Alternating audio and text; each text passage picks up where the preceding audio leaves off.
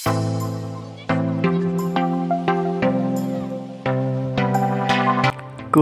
mga kaibigan? Habang ako nga ay naglalakad sa aming mabatong kabundukan, may nakita nga akong ganare.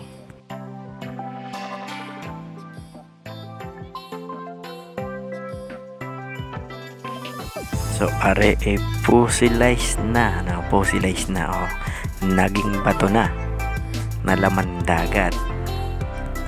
So kung bakit siya nasa kabundukan, nga nangyari nung gunawin nga ng Diyos ang mundo, digay maraming tubig na kaso malamang napadpad sila sa mga kabundukan, natangay sila ng tubig, at nung paghupa ng tubig nakasoksok na sila ron, hindi na sila maling sumama papunta sa karagatan. So kaya naman siguro naging bato na sila roon sa kabundukan. At are nga isa sa naging bato tingnan nyo nga maigi kung ano ang papansin nyo din So are kakaiba, at sa palagay ko lang ako lang may ganare.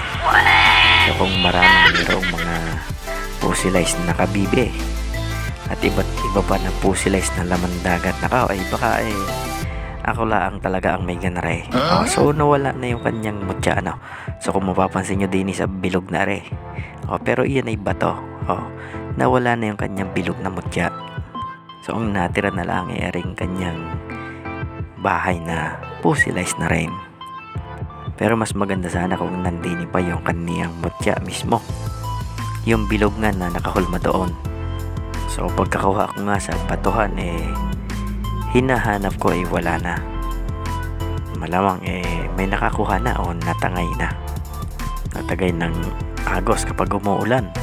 Pero para sa akin mutya pa rin sapagkat ang ganaring klase rare at bibihira ang iyong makikita na naging fossilized na ganare.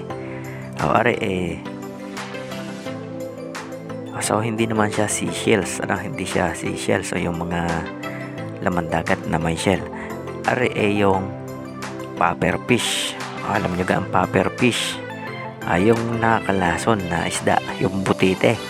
Kapag bumibilog nga, kapag siya ay may mga hahaway yung pinoproteksyonan niya kanyang sarili, ay bumibilog siya yan yung butite na namumutol ng tali ng hapeng.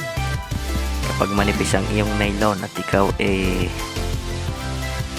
mangingisda, puputulin niya, kaya niyang putulin yung iyong nylon.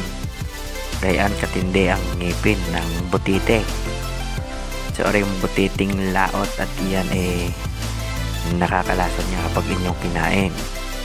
Pero sa ibang lugar kinakain yan. Meron lang silang inaalis upang sila hindi malason. So balit kung ikaw hindi expert sa ganyang isda, wag mo nang kainin kung ayaw mong maghiwalay ang katawang lupa mo sa iyong kaluluwa. At nga napakaganda kahit na hindi ko pa nalilinisan nababrush pagkaganda. Maraming tinik, paikot niya tinik, pati ilalim may tinik. So nandun ang kanyang ulo, yung medyo patilos na iyon. So maganda na lang ipan-display kasama ng mga collection ko pan-display na lang Pero alam nyo na kapag kayo nakakuha ng mutya ng popper fish tulad nga nung nandun na hindi ko na nakuha at sayang So iyan ay magandang proteksyon sa inyong paglalakbay, lalo na kung ang trabaho mo sa dagat, yung mga seafarer o isa kang mangingisda, basta ang trabaho mo sa dagat. So yan ay mainam at tangan-tangan.